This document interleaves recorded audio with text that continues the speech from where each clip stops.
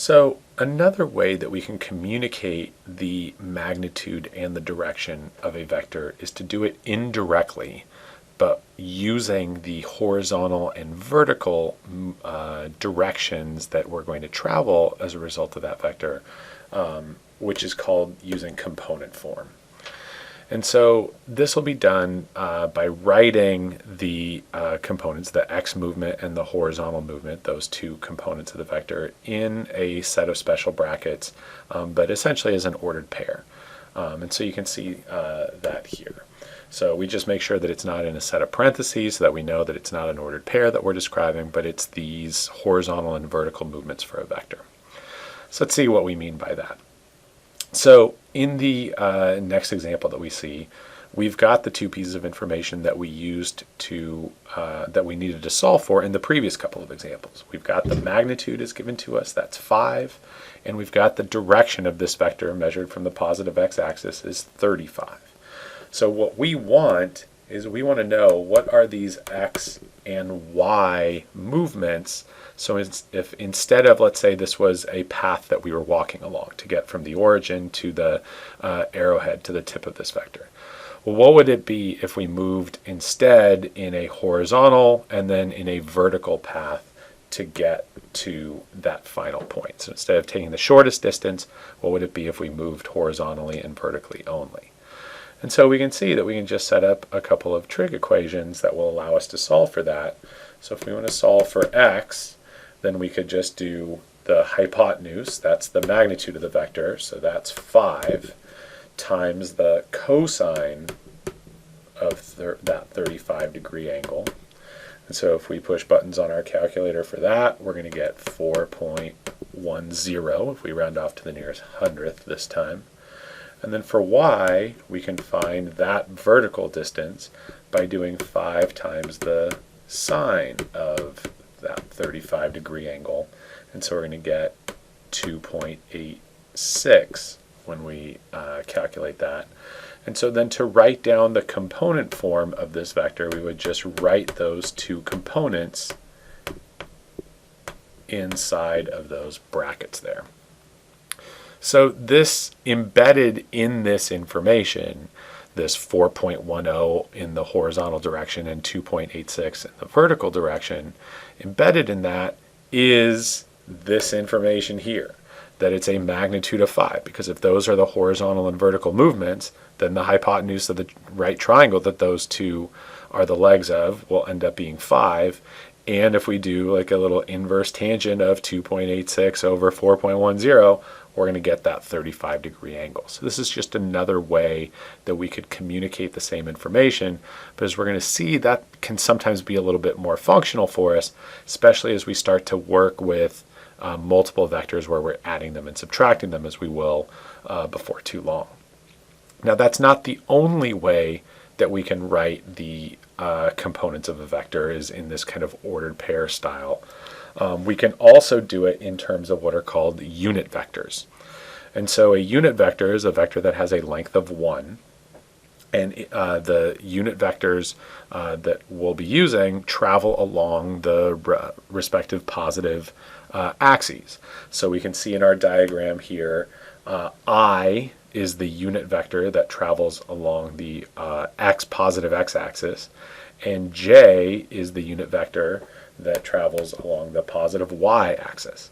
So if we wanted to go back to the example that we just did, and we wanted to write that vector's components in terms of these unit vectors I and j, the way that we could do that is we could say that the vector v is 4.10 I plus 2.86 j. So all we're doing is we're taking that horizontal movement, multiplying it by the unit vector in that direction, plus 2.86, the vertical movement, times the unit vector in that direction. And so that's another way, just another format that we can use to write a vector in component form. And again, it would still have a magnitude of 5, it would still have a direction of 35, because that's embedded in that information by using inverse tangent for the direction and by using the Pythagorean theorem for the magnitude. And so then for the last example on the slide here, if we wanted to express that vector, -8 as the x component, 6 as the y component in terms of the unit vectors I and j, well then that would just be -8i plus 6j. So again, we're just taking those individual components and then multiplying them times each of the respective unit vectors, I being the unit vector in the x direction, and j, that is supposed to be a j there. We're going to try to fix that a little bit for you. And j is the unit vector in the vertical direction. Now where we're going to see the value of writing a vector in component form is when we're adding or subtracting vectors. We'll also eventually look at some multiplication of vectors, although that's a little bit more complicated and we'll leave for another time. But for adding and subtracting vectors, basically what we're doing, in particular with adding vectors, is trying to find what would be the replacement for the two separate pathways if we just had one. So if we have two vectors here, a and b, right now they're emanating from the same point. Their tails are at the same spot, but the tips of those vectors are obviously going in two different directions. Well, if we wanted to add those two vectors, what we're going to do is we're going to have to place them tip to tail. So that means I'm going to have to translate one of these two vectors so that they're not starting from the same point, but instead the second one is taking off from where the first one is starting. And so in this case, I'm going to trace the vector b right here. And then if you'll recall, we said that vectors are equivalent as long as they have the same magnitude, so the same length, and they're oriented in the same direction. Their location doesn't matter. It's those two quantities that matter. So what I'm going to do is I'm going to translate this vector so that it is tip to tail with my vector a. So I've moved vector a so that it is now vector b, so it is now tip to tail with the vector a. And so then my resultant so this is my vector b right here still. So my resultant vector, this vector right here that starts from the beginning of a and ends at the finishing point at the head of b, that is our vector a plus b. Or in other words, that's the vector that if we, instead of traveling these two separate pathways, if we were walking, for example, in the direction of A, that distance, and then in the direction of B, that distance, we could instead just travel that red line vector distance and direction and end up in the same place. So it's like the one vector that replaces the other two pathways. And I think it's probably obvious here, but if we take the vector A, highlight it, and then if I translate that vector and drag it so that it is tip to tail with B, we can see that we end up in the same place. So the idea here is that instead of translating B and so having A plus B, this time we've got B plus A, but those two are equivalent to each other. And so what that tells us is that vector addition is commutative. It does not matter what order I add the vectors, I'm going to end up with the same resultant, one that starts at the initial point of the first vector and ends at the tip or head of the second vector. For subtracting vectors, there's a couple of approaches that we can take. One is to think of it as not A minus B, but instead think of it as A plus negative B. And so if that's the case, then that means I'm still going to be adding two vectors together, so I need them to be tip to tail, like we did on the previous example, but I need the opposite of B as I see it now. Well, negative B just means it's going to have the same magnitude, it's just the direction is going to be reversed.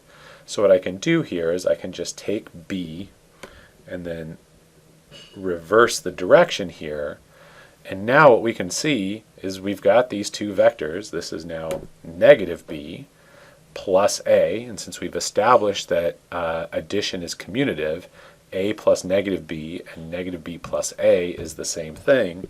And so then we've got our resultant vector here. If we draw it from the tail of the original vector, which is the purple one that's been reversed, to the head of the final vector a, where we end up. And so this here is a minus b, or a plus negative b. Now, if I take that same set of vectors here, roughly speaking, and so if I take those, and now I want to do b minus a. So here's my original a vector, here's my b vector. So if I want to go with a minus b, or whoops, sorry, if I want to go with b, try to erase that there, b minus a, if I want to find that, then I'm going to have to do a or b plus negative a. So that means I have to reverse the vector a. Well, if we reverse the vector a, now I've just reversed its direction, so it has the same magnitude, just traveling in the opposite direction. That now means that I've got these two vectors tip to tail with one another. So I'm going to draw a vector that goes from the start of the first vector to the ending point of the second. And so what we can see, if we assume that these are kind of the same diagram here, same vectors a and b that we're working with, that our magnitude is the same, but the direction is opposite. And so this tells us that subtraction is not commutative. And so that's consistent with what our experience is with just regular numbers. If I have 4 plus 6, that's equal to 6 plus 4, so addition is commutative. But if I'm subtracting numbers, 6 minus 4 gives me 2. 4 minus 6, if I reverse those numbers, gives me negative 2. So the same principle is at work here with vectors, where if I subtract them in an opposite direction, then in an opposite order, then I'm going to get a resultant vector that is in the opposite direction.